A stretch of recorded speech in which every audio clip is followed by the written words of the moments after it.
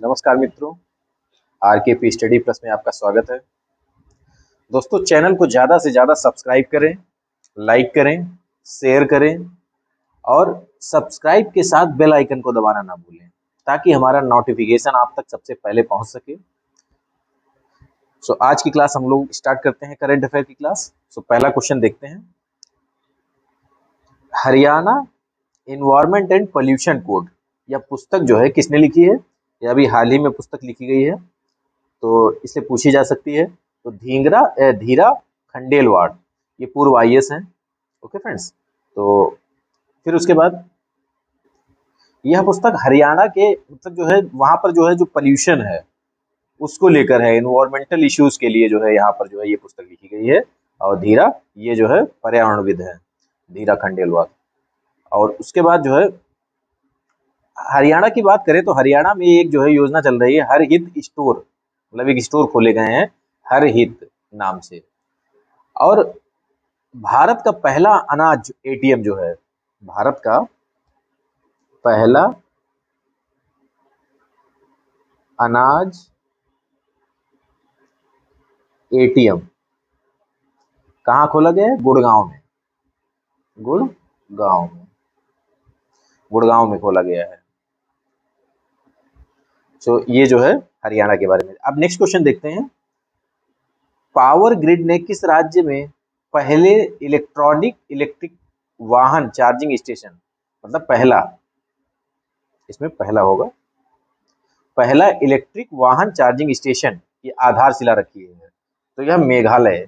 मेघालय की राजधानी क्या है? शिलांग। तो शिलांग में ही, मेघालय के शिलांग में ही इसको जो है रखा गया है, मतलब जो है आधारशिला। फिर उसके बाद मेघालय एक ऐसा राज्य है जहां पर वर्ल्ड बैंक ने $120 मिलियन का लोन मिला है मेघालय को, और वो भी यातायात सुधार के लिए, मतलब जो है इंफ्रा को जो है डेवलप करने के लिए, यानी सड़क व्यवस्था को दुरुस्त करने के लिए, या जो है रुपए मिला है इसको। नेक्स्ट क्वेश्चन देखते हैं हम लोग। तीसरा क्वेश्चन, किस कंपनी ने प्रतिष्ठित done and bread street corporate award 2021 से सम्मानित किया गया है? यह पुरस्कार उसे बेस्ट ग्रोथ परफॉर्मिंग पावर की श्रेणी में प्राप्त हुआ है। तो ये कौन सी है? सतलुज जल विद्युत निगम। तो सतलुज जल विद्युत निगम को मिला है, ये ध्यान रखिएगा।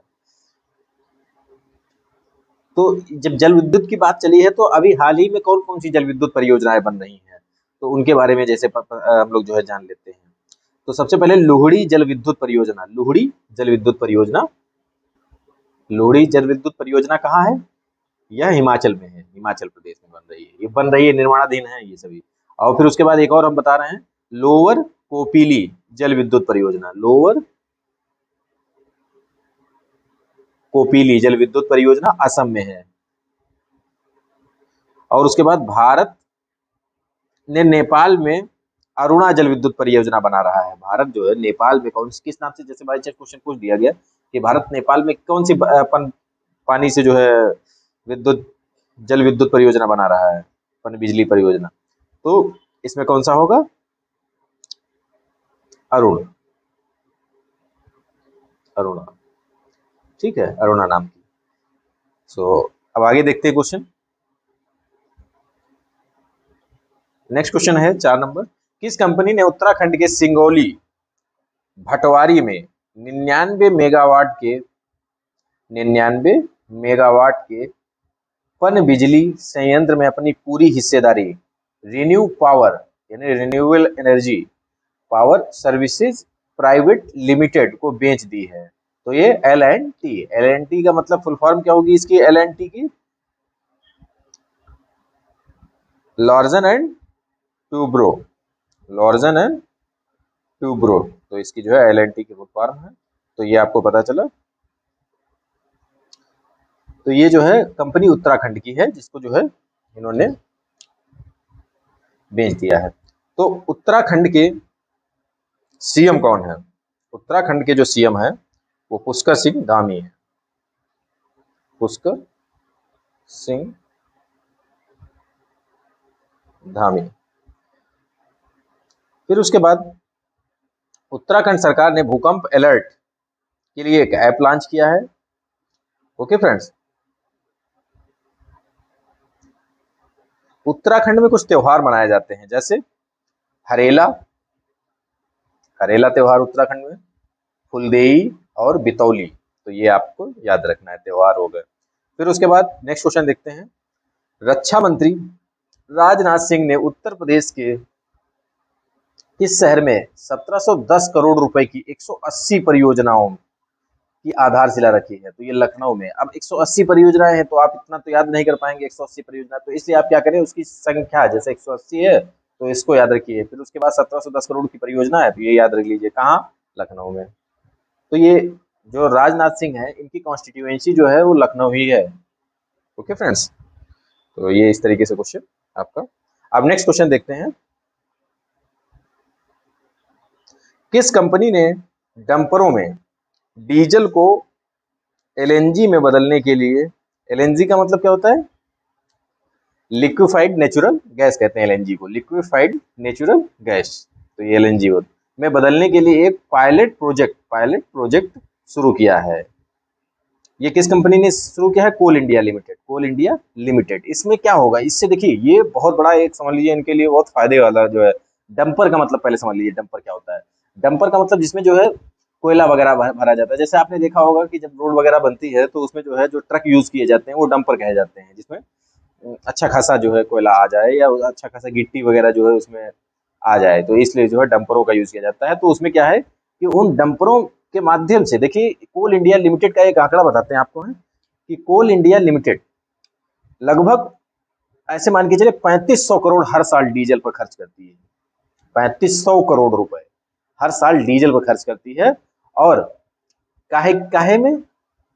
कोयला एक जगह से दूसरी जगह भेजने में, कोल इंडिया लिमिटेड।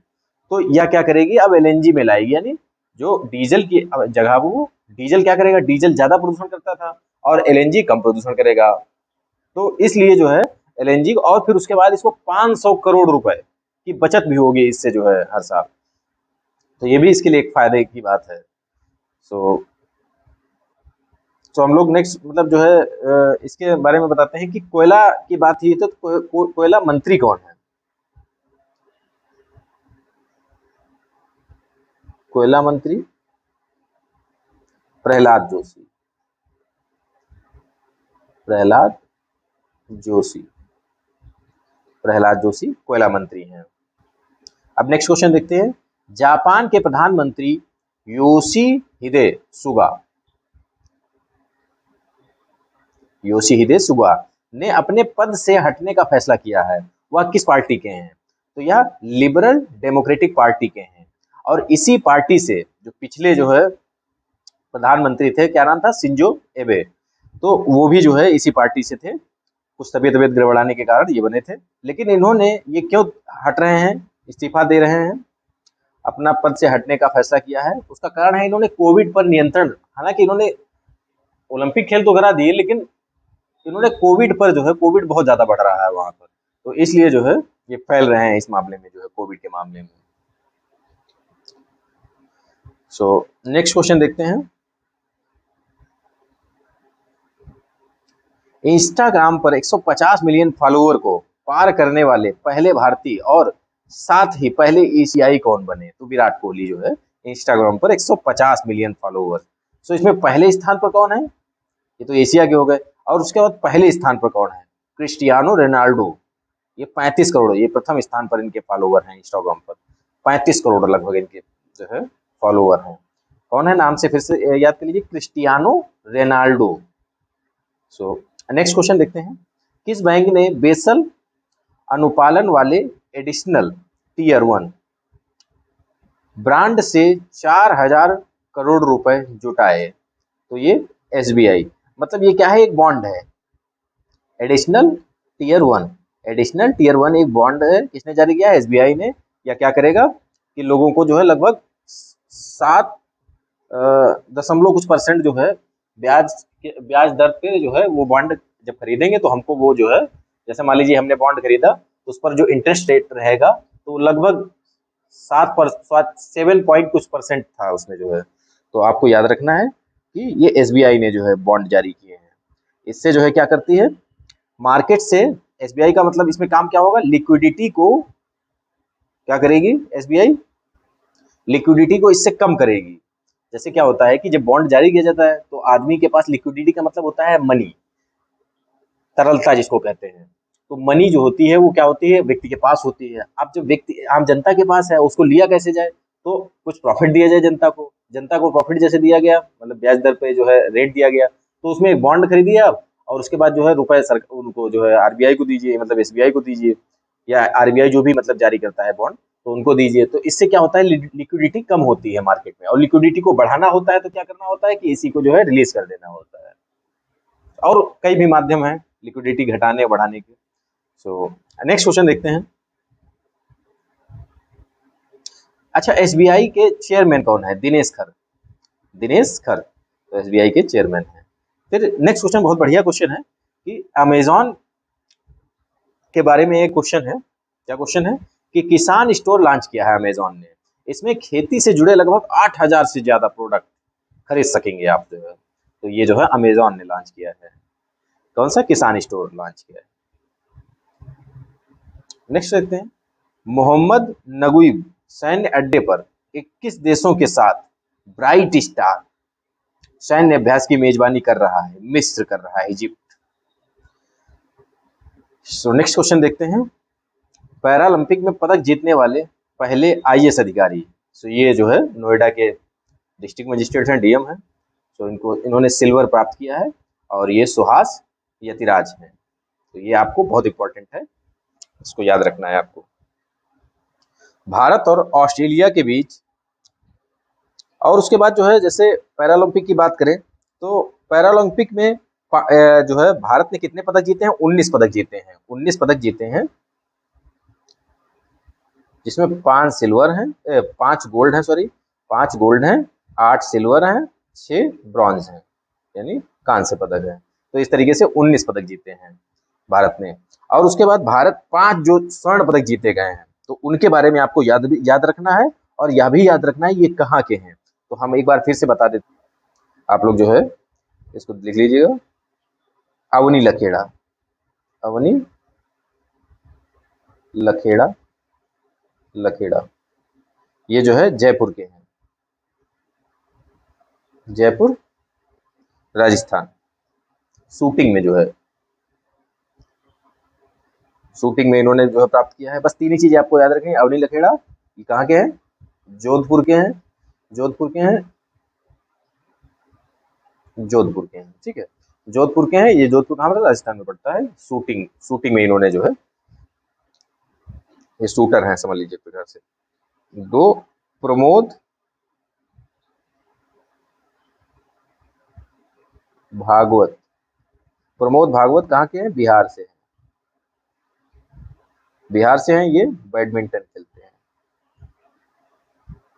ये बैडमिंटन ने प्राप्त किया है। तीसरा देखते हैं,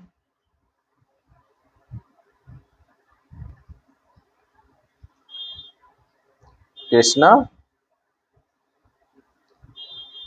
नागर, ये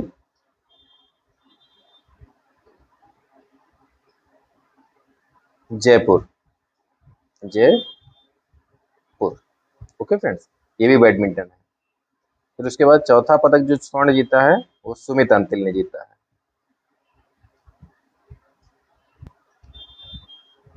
सुमित अंतिल, ये सोनीपत के हैं, सोनीपत हरियाणा, सोनीपत। भाला फेंका है इन्होंने। पांचवा देखते हैं, मनीष नरवाल, मनीष नरवाल, यह फरीदाबाद से हैं, फरीदाबाद हरियाणा। ये भी शूटर है, शूटर। तो इस प्रकार से 5 जो है गोल्ड मेडलिस्ट हैं। और इसमें आप जो है समझना चाहें कि तो सबसे ज्यादा मेडल जो प्राप्त किए हैं चाइना ने, जो हम आपको पहला दूसरा तीसरा नंबर बता देते हैं। चाइना ने 96 पाए हैं, 41 ब्रिटेन ने पाए हैं, दूसरे स्थान पर रहा है। 37 यूएसए ने पाए, अमेरिका ने। तो ये आप जो है ये गोल्ड मेडल की बात बता रहे हैं। और टोटल पदक की बात करी जाए तो टोटल पदक जो चाइना ने जीते हैं 207, और उसके बाद जो है 124 पदक जो जीते हैं वो ब्रिटेन ने जीते हैं, और 104 पदक जो जीते हैं अमेरिका ने जीते हैं, और रूस ने 36 गोल्ड और 118 टोटल। तो इस तरीके से ये हुआ रूस का। और उसके बाद जो है भारत रहा है 24वें स्थान पर, 24वें स्थान पर भारत रहा है, 24वें स्थान पर पदक तालिका में। तो ये देखिए, ध्यान रखिएगा, 19 पदक भारत ने प्राप्त किए, 24वें स्थान प्राप्त किया है, तो ये ध्यान रखना है आपको। सो नेक्स्ट क्वेश्चन देखते हैं हम लोग। भारत और ऑस्ट्रेलिया के बीच द्विवर्षीय आज इंडेक्स समुद्री युद्ध अभ्यास ऑस्ट्रेलिया में किस जगह पर हुआ? ये नॉर्दर्न टेरिटरी में हुआ है, नॉर्दर्न टेरिटरी। एक ऑस्ट्रेलिया के साथ डायलॉग होगा 2+2 डायलॉग, जो कि भारत में होना है। इसमें क्या होता है, इसमें कौन कौन सम्मिलित होता है? एक तो आपके जो है विदेश मंत्री और रक्षा मंत्री, तो भारत के भी विदेश मंत्री और रक्षा मंत्री, और ऑस्ट्रेलिया के भी विदेश मंत्री और रक्षा मंत्री जो है, तो यह जो है भारत पे ही इसका आयोजन होगा, 2+2 डायलॉग, वार्ता। सो नेक्स्ट क्वेश्चन देखते हैं, 14 नंबर। भारत के पहले परमाणु मिसाइल और हथियारों को ट्रैक करने वाले युद्धपोत का नाम क्या है, जिसे 10 सितंबर को विशाखापत्तनम में शामिल किया जाएगा? तो आईएनएस ध्रुव, आईएनएस ध्रुव है ये। इसको किसने बनाया है? हिंदुस्तान शिपयार्ड ने। और हिंदुस्तान शिपयार्ड में किसने किसने मिलकर? डीआरडीओ तथा एनडीआरओ ने मिलकर बनाया है। तो ये आपको याद रखना है। नेक्स्ट क्वेश्चन देखते हैं। जम्मू और कश्मीर के लेफ्टिनेंट गवर्नर मनोज सिंह ने स्वयं सहायता समूह यानी एसएचजी, सेल्फ हेल्प ग्रुप से जुड़ी महिलाओं के लिए कौन सा कार्यक्रम शुरू किया है? 7। तो ये क्या है? इसमें जैसे जम्मू कश्मीर में लगभग जो है 48,000 के करीब जो है एसएचजी हैं महिलाएं, और इनको उद्यमी बनाने के लिए, इनके प्रोडक्टों को मतलब मार्केट में लाने के लिए जो यह पहल है, ऐसे याद रखिए आप। तो राज्यसभा के नए महासचिव बने हैं परसाराम पट्टाभी रामा चारुलू चारुलू।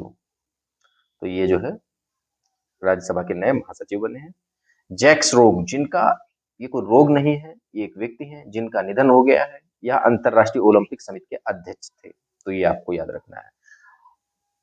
और उसके बाद जो है एक पुस्तक अभी एक और लिखी गई है, a rude life the memory memoir, पुस्तक वीर संघवी। वीर कौन सी पुस्तक? A rude life the memoir, पुस्तक Vir Sanghvi. A rude life the memoir, पुस्तक वीर सिंघवी ने लिखी है। तो ये जो है पुस्तक आप लोग याद रखिएगा। सो आज की क्लास दोस्तों हम लोग यहीं पर समाप्त करते हैं। जल्द ही हम लोग नई क्लास में उपलब्ध मिलेंगे हम लोग। बाय बाय दोस्तों, जय हिंद।